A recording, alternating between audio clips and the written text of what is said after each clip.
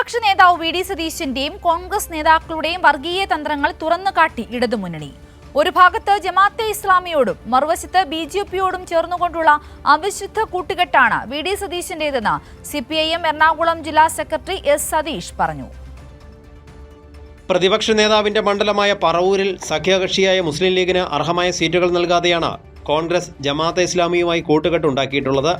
കേരളത്തിന്റെ വികസന കാഴ്ചപ്പാടിൽ ഊന്നി നിന്നുകൊണ്ട് LDF തെരഞ്ഞെടുപ്പ് പ്രചാരണം നടത്തുമ്പോൾ സ്വന്തം മണ്ഡലത്തിൽ വർഗീയ കക്ഷികളുമായി ചേർന്ന് മഴവിൽ സഖ്യം രൂപീകരിച്ചിരിക്കുകയാണ് പ്രതിപക്ഷ നേതാവെന്ന് CPIM ജില്ലാ സെക്രട്ടറി എസ് സതീഷ് കുറ്റപ്പെടുത്തി.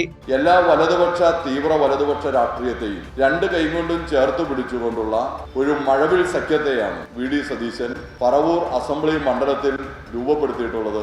മുസ്ലിം ലീഗിന് പറവൂർ അസംബ്ലി മണ്ഡലത്തിൽ ഒറ്റ സീറ്റ് മത്സരിക്കാൻ നൽകിയിട്ടില്ല. ലീഗിനെ അവഗണിച്ച കേന്ദ്രങ്ങളിൽ ജമാഅത്തെ ഇസ്ലാമിയെ ലീഗിന് പകരം UDFന്റെ ഘടകകക്ഷിയാക്കി പറവൂർ മണ്ഡലത്തിലെങ്കിലും മാറ്റി തീർത്തിട്ടുണ്ട് എന്നുള്ളത് കാണാം. കോൺഗ്രസുമായുള്ള നീക്കുപോക്കിന്റെ ഭാഗമായി പറവൂർ മുനിസിപ്പാലിറ്റിയിൽ ഉൾപ്പെടെ പല തദ്ദേശ സ്ഥാപനങ്ങളിലെ വാർഡുകളിലും BJP സ്ഥാനാർത്ഥികളെ നിർത്തിയിട്ടില്ല. പറവൂർ മുനിസിപ്പാലിറ്റിക്കകത്ത് BJP കോൺഗ്രസുമായിട്ടുള്ള വി ഡി സതീശനുമായിട്ടുള്ള നീക്കുപോക്കുകളുടെ ഭാഗമായി 3 പ്രധാനപ്പെട്ട വാർഡുകളിൽ സ്ഥാനാർത്ഥിയില്ല. വടക്കേക്കര പഞ്ചായത്ത് 5 വാർഡുകളിൽ സ്ഥാനാർത്ഥിയില്ല BJPക്ക്.